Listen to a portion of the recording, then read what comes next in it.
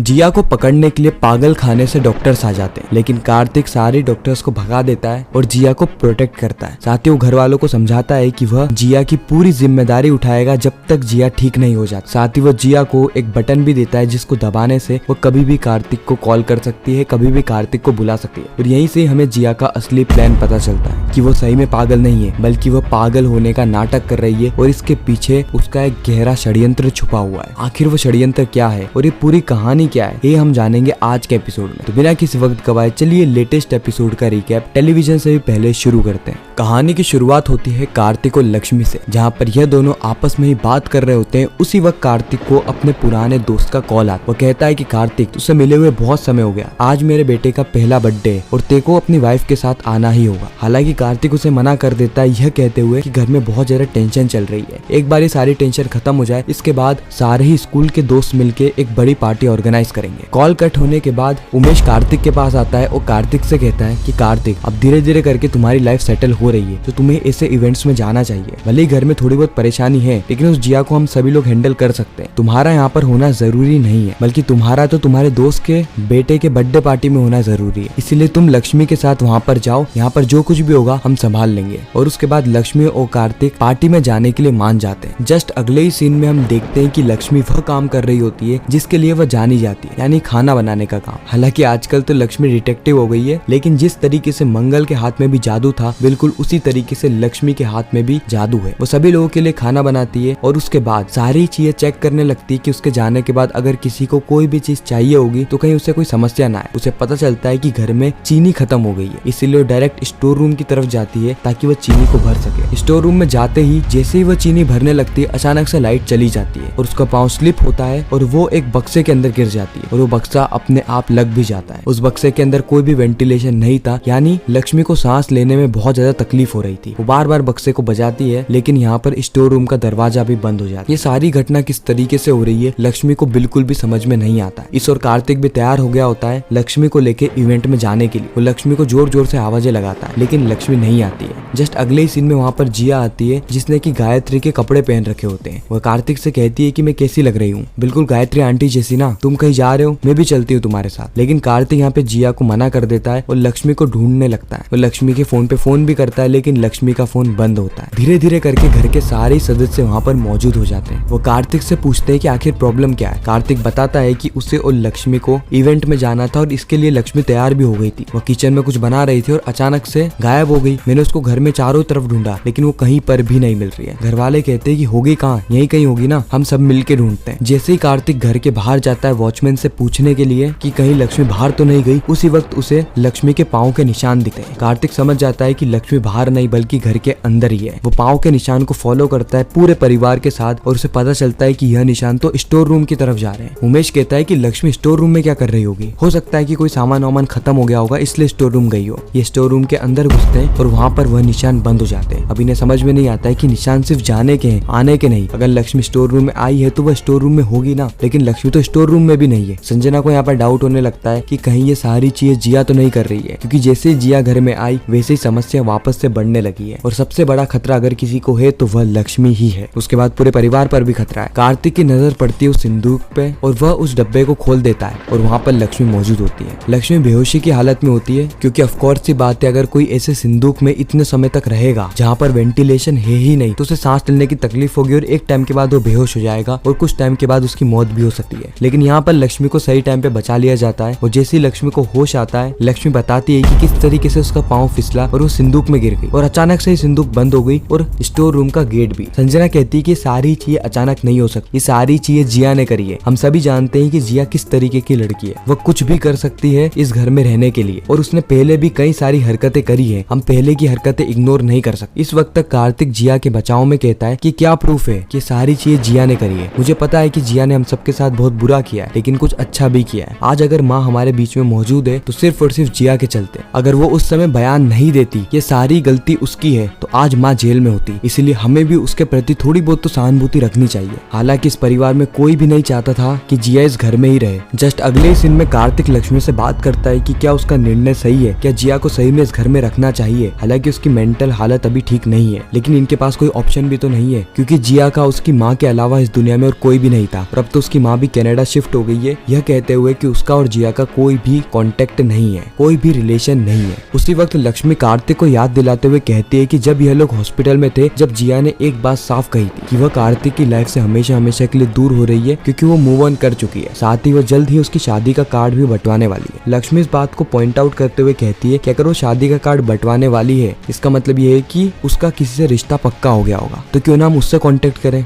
हो सकता है कि वह जिया को एक्सेप्ट कर ले। कार्तिक कहता है कि आइडिया तो बहुत अच्छा है, लेकिन हम उससे कांटेक्ट कैसे करेंगे, क्योंकि जिया ने ना तो हमें उसका नाम बताया है और ना ही हम उसे जानते हैं। उसी वक्त लक्ष्मी कहती है कि बीते कुछ दिनों से वरुण नाम के लड़के का बार बार मैसेजेस और कॉल आ रहे थे जिया के नंबर, कि जिया का फोन मेरे पास ही था, तो हो सकता है कि वरुण ही वो इंसान हो, तो क्यों ना हम उसको घर पे बुलाए और सारी बातें उससे कर ले क्लियर तौर। फिर कार्तिक लक्ष्मी की बात पे यकीन करता है और वरुण को कॉल करके घर पे बुला लेता है। पहले तो ये वरुण से बातचीत करके कंफर्म करते हैं कि क्या ये वही लड़का है जिससे कि जिया की शादी होने वाली थी। वरुण इन्हें सारी जानकारी दे देता है कि किस तरीके से ये और जिया डेटिंग वेबसाइट पे मिले थे, और ये कई दिनों से जिया को कॉल और मैसेजेस भी कर रहा है, लेकिन जिया ने ना तो उसका रिप्लाई किया और ना ही वरुण को वापस से कॉल किया। वो कार्तिक और लक्ष्मी से पूछता है कि आखिर हुआ क्या है। कार्तिक कुछ बताए उससे पहले ही जिया वहाँ पर आ जाती है, और जिया की पागलों जैसी हरकतों को देखकर वरुण समझ जाता है कि यहाँ पर कुछ न कुछ गड़बड़ जरूर है। बाद में कार्तिक और लक्ष्मी सारी चीजें सच सच वरुण को बता देते हैं कि किस तरीके से जिया का एक्सीडेंट हुआ और अब वो अपना मानसिक संतुलन खो चुकी है। लेकिन यह पूरा ही केस परमानेंट नहीं है, बल्कि टेम्पररी है। कुछ समय के बाद उसकी याददाश्त वापस आ जाएगी। तो क्या वह जिया को अपने घर ले जाना चाहता है, लेकिन वरुण यहाँ पर साफ मना कर देता है, ये कहते हुए कि मुझे कोई भी मुसीबत मेरे घर पे नहीं लानी। मैंने जिस जिया से कांटेक्ट किया था वह जिया स्मार्ट थी, लेकिन यह तो कोई बच्ची है। इतना कहकर वो वहाँ से चला जाता है। कार्तिक और लक्ष्मी वापस से परेशान हो जाते हैं, क्योंकि अभी भी जिया घर में ही मौजूद है। इस वक्त संजना कहती है कि मैं मेरे परिवार को खतरे में नहीं डाल सकती। मुझे पता है कि ये जिया पागल होने का नाटक कर रही है, इसीलिए वह सीधे